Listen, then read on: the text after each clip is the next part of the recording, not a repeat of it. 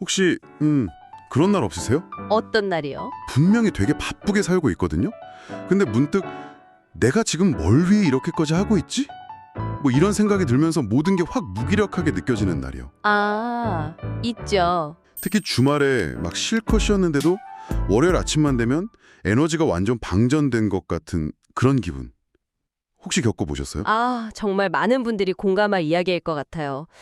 그게 뭐랄까, 내 의지랑은 상관없이 어떤 거대한 컨베이어 벨트 위에 그냥 올라타 있는 그런 기분이잖아요. 맞아요, 맞아요. 멈추고 싶은데 멈출 수도 없고 또 어디로 가는지도 잘 모르겠고 사실 그런 감정들이 우리 내면에서 보내는 아주 중요한 신호일 수 있습니다. 네.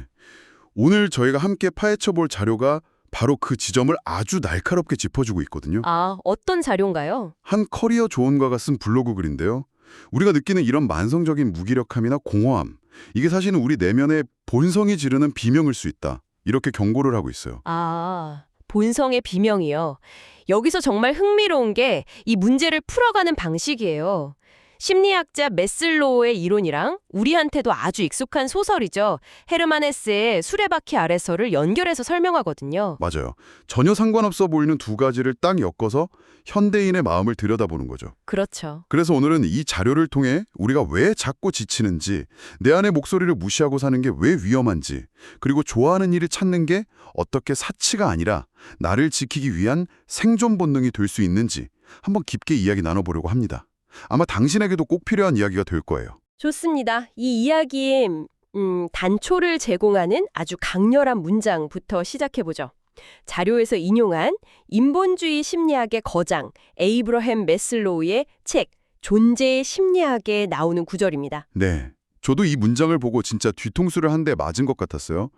그 사람의 본질적인 핵심, 즉 내적 본성을 좌절시키거나 거부하거나 억압하면 질병을 유발한다. 네. 그냥 좀 불행하다, 우울하다 이 정도가 아니라 아예 질병을 유발한다고 단언하잖아요.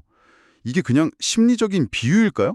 아니면 정말 몸이 아파오는 그런 신체적인 병까지 말하는 걸까요? 아주 좋은 질문이에요. 메슬로우가 말한 질병은 물론 우울증이나 불안장애 같은 심리적인 병을 포함하지만 거기서 그치지 않는다고 봐야 합니다. 아, 정말요? 네. 심리학에서는 이미 마음과 몸이 아주 긴밀하게 연결되어 있다는 걸 정설로 받아들이고 있거든요. 스트레스가 심하면 소화가 안 되고 두통 생기고 면역력 떨어지는 것처럼요. 그렇죠. 즉, 내 본성을 억누르는 행위가 계속되면 그게 결국 정신을 병들게 하고 나아가서는 신체까지 망가뜨릴 수 있는 아주 강력한 경고인 거죠. 와, 내적 본성을 억압하는 것이 면역력 저하로까지 이어질 수 있다 이 말이네요. 생각보다 훨씬 무서운 이야기인데요. 그렇죠. 그리고 이 블로그 글의 필자는 메슬로우의 이 경고가 마치 예언처럼 소설 속에서 그대로 실현된 인물을 바로 소환합니다. 아, 누군지 알 것 같아요. 바로 헤르만 헤스의 수레바퀴 아래에서 주인공 한스 기벨라트예요. 아, 한스. 이름만 들어도 마음이 좀 아픈 친구죠? 학창시절에 다들 한 번쯤 읽어보셨을 텐데 사실 그때는 그냥 공부 때문에 불행해진 소년 이 정도로만 생각했던 것 같아요. 네, 대부분 그렇죠. 근데 오늘 이 자료의 관점에서 보니까 이게 완전히 새롭게 보이더라고요. 맞아요. 한스의 내적 본성이 뭐였을까요? 그는 원래 낚싯대를 들이우고 물고기를 잡고 숲이랑 강을 거닐면서 자연과 교감할 때 가장 행복했던 아이였어요. 네. 감수성이 풍부하고 자유로운 영혼이었죠. 그게 바로 한스의 본질적인 핵심이었던 거군요. 그런데 주변 어른들, 아버지, 목사님, 선생님까지 모두가 그의 그런 본성을 다 쓸모없는 걸로 치부해버리잖아요. 네. 그리고 신학교에 입학해서 출세해야 한다는 이 사회적 성공이라는 거대한 수레바퀴 아래로 그를 막 밀어넣습니다. 바로 그 지점입니다. 한스는 그 수레바퀴에 깔리지 않으려고 또 어른들의 기대를 저버리려고 자기 본성을 필사적으로 억누르기 시작해요. 낚시도 그만두고. 네, 자연도 멀리하고 오직 책상에 앉아서 그리스어랑 라틴어만 파고들죠. 그 결과 신학교에 수석으로 입학하는 데 성공하고요. 하지만 그게 비극의 시작이었던 거죠. 자신의 본성을 완전히 거부하고 얻어낸 성공이니까요. 그렇죠. 결국 그는 그 경쟁적인 학교 분위기에 적응하지 못하고 극심한 두통이랑 신경쇠약에 시달리게 되잖아요.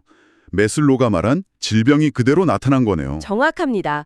마음의 병이 몸의 병으로 나타난 거죠. 결국 모든 걸 포기하고 고향으로 돌아오지만 이미 그의 내면은 완전히 망가진 상태였어요. 아, 예전처럼 낚시를 해도 더 이상 즐겁지가 않고 자연을 봐도 아무런 감흥을 느끼지 못하죠. 자신의 본성과 연결되는 통로가 완전히 끊어져 버린 거예요. 네. 그리고 소설은 그가 차가운 강물에서 비극적인 죽음을 맞이하는 것으로 끝이 납니다. 아, 정말 이 소설 나온 지 100년이 훌쩍 넘었는데 지금 다시 들어봐도 하나도 낡았다는 생각이 안 들어요. 그렇죠. 오히려 지금 우리 모습이랑 너무 비슷해서 좀 소름이 돋을 정도예요. 필자도 정확히 그 점을 지적하고 있어요. 한스를 짓눌렀던 그 수레바퀴가 이름하고 형태만 바꿨을 뿐 21세기를 사는 우리를 훨씬 더 교묘하고 강력하게 짓누르고 있다는 거죠. 맞아요. 자료에 나온 이 문장이 정말 뼈아프게 다가왔어요. 솔직히 말해서 좋아하는 일만 하면 사는 건 특권층이나 누릴 수 있는 사치라는 말. 참 뼈아프지만 맞는 말입니다. 이 문장에 고개 끄덕이는 분들 정말 많을 것 같아요. 그렇죠. 한스를 압박했던 게 신학교 입학이었다면 우레를 짓누르는 현대판 수레바퀴는 훨씬 더 복잡하고 다양하죠. 예를 들면요. 당장 다음 달에 갚아야 할 학자금 대출, 주택담보대출 원리금, 부모님께 매달 보내드려야 하는 용돈, 아이들 학원비. 아, 그리고 그 모든 걸 감당하기 위해 매일 아침 그 콩나물 시루 같은 지하철에 몸을 실어야 하는 현실. 이게 바로 우리의 수레바퀴인 셈이죠. 정말 그래요. 저도 얼마 전에 주말 내내 아무것도 안 하고 소파에 누워만 있었는데 쉬었다는 느낌보다 내 주말 어디로 사라졌지? 하는 공허함이 더 크더라고요. 네. 월요일이 오는 게 두려워서 잠들지도 못하고요. 어쩌면 그게 바로 제 안에 본성이 지르는 비명이었나 봐요. 아주 정확한 표현이에요. 이 자료가 우리에게 주는 가장 중요한 통찰이 바로 그겁니다. 우리가 흔히 번아웃이나 스트레스라고 부르는 그 감정들을 그냥 요즘 좀 힘드네 하고 넘길 게 아니라는 거죠. 그럼 그게 뭔데요? 말일 거야. 위험해 라고 필사적으로 외치는 소리라는 해석입니다. 내 안에 본성이 지르는 비명이라니. 정말 섬뜩하면서도 한편으로는 이제라도 그 소리를 들어야겠다는 경각심이 드네요. 네. 그렇다면 이 비명 앞에서, 이 위험 신호 앞에서 우리는 대체 뭘 어떻게 해야 할까요?